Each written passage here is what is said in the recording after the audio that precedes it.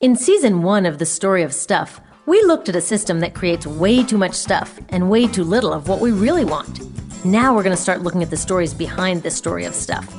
That's where we'll find ways to turn this situation around. Welcome to Season 2.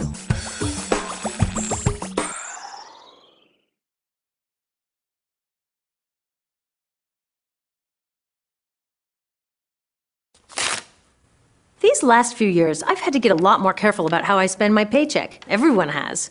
Like I'm eating out less often, holding back on expenses I don't really need, and saving for my kids' college. I'm getting more responsible, taking control of how I spend. But one thing I can't control is that every month a big chunk of my paycheck goes off to our government.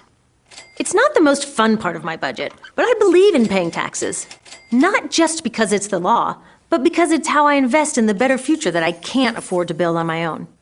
You know, that future that we all want, and nearly every candidate promises us. Great schools, a healthy environment, clean energy, good jobs. But a funny thing happens to our money on its way to that better future. It seems to disappear. And by the time we get around to investing in that future, all I hear is, sorry, not this year, we're broke. In fact, we're so broke, they say, that we have no choice but to slide backwards, cutting things that made this country great, like schools and the EPA. Maybe even Social Security and Medicare. Wait a minute, broke? I'm sending in my fair share of hard-earned cash every month, and so are you. If everyone did, we'd have plenty of money. Now, what we've got to work with shrinks a lot thanks to corporate tax loopholes and unprecedented tax breaks for the richest 1%. But even after those, we've still got over $1 trillion. So if we're broke, what's happening to all that money? I decided to look into it, and it turns out this whole broke story hides a much bigger story. A story of some really dumb choices being made for us, choices that actually work against us. The good news is that these are choices, and we can make different ones. So where is all that money going? Well, first the military takes the biggest chunk, $726 billion in 2011. Wow, we could build a lot of better future with that kind of money. Spending billions on fighter planes that we don't need, or wars with no end, and then saying we're broke just isn't honest. It's like calling your kid from your billion-dollar yacht to tell her you can't afford her school lunch money. Then hundreds of billions more go to propping up the dinosaur economy. You know, the obsolete system we talked about in the story of stuff? The one that produces more pollution, greenhouse gases, and garbage than any other on Earth, and doesn't even make us happy. In so many ways, it's just not working. But we're keeping it on life support instead of building something better. A lot of that life support comes in the form of subsidies. A subsidy is a giveaway that gives some companies a lift over others. That's not necessarily a bad thing. We should help companies that are building a better future. The problem is our government keeps lifting up companies that are actually dragging us down. Everywhere you look along the dinosaur economy, you'll find these subsidies. There's spending subsidies, where the government just gives our money away, like payments that benefit big agribusiness while helping drive family farms off a cliff. Or the less obvious version, where the government foots the bill for things corporations should pay for themselves, like cleaning up toxic chemical spills or giant livestock manure ponds. Or building roads that only go to one place, like a new Walmart. Or paying for polluting and wasteful garbage incinerators that would never make financial sense to build on their own. Then there's tax subsidies, which excuse big corporations from contributing their fair share, like the enormous tax breaks granted to oil and gas companies, even in times of record profits. These subsidies amount to billions we should be collecting and putting to good use.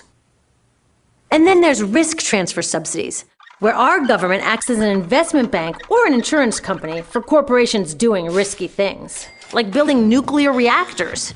If anything goes wrong, we have to cover for them. There's freebie subsidies, where our government gives stuff that belongs to all of us to corporations for cheap or even free. That's billions more that we should be collecting but never see, like permits to mine public lands granted at prices set in the mining law of 1872. Really, 1872. President Grant signed this law to encourage settlement of the West. Newsflash, it's settled. And all this doesn't even count externalized costs. They don't show up on any spreadsheet and could amount to trillions of dollars, including all of the damage to the environment, public health, and the climate that this dinosaur economy causes. Without laws that make these polluters pay, we all pay with the loss of clean air and water, of increased asthma and cancer. By the time we've handed out all of these subsidies, there isn't even enough money to pay our bills. Forget about building the better future.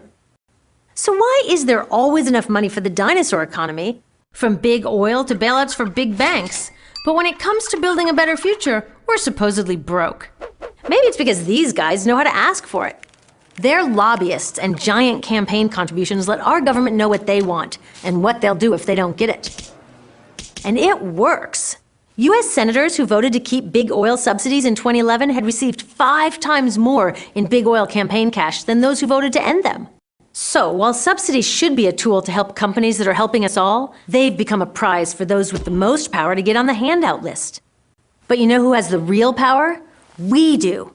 What if we got as protective of our tax dollars as we are with the rest of our money? What if we told our government what we want and what we'll do if we don't get it, starting with voting them out?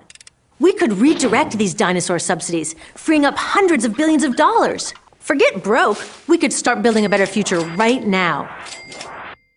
We could begin by reinvesting the $10 billion that we spend on oil and gas subsidies into renewable energy and energy efficiency projects. With just half of that amount, we could provide solar energy to about 2 million households. Then use the rest to retrofit 500,000 homes, creating jobs and saving energy year after year. The average cost of cleaning up a toxic Superfund site is $140 million. Let's make the polluters pay and instead invest our money in developing safer materials so we don't have to worry about spills in the first place. Most chemicals today are made from oil. That's why they're called petrochemicals. Switching just 20% of them to safer bio-based materials would create over 100,000 new jobs. And instead of subsidizing garbage incinerators, let's subsidize real solutions like zero waste. Raising the U.S. recycling rate to 75% would result in 1.5 million new jobs, with less pollution, less waste, and less pressure to harvest and mine new stuff. What's not to like? That would still leave billions of dollars for improving education, the best investment for a healthy economy. With $100 billion, we could increase the number of elementary school teachers by over 40% and give college scholarships to over 6 million students. See, we can rebuild the American dream. We can afford to have a healthy environment, good jobs, and top-notch public education. But not if we continue subsidizing the dinosaur economy. So the next time you have an idea for a better future and someone tells you, "That's nice, but there's no money for that," you tell them we are not broke. There is money. It's ours, and it's time to invest it right.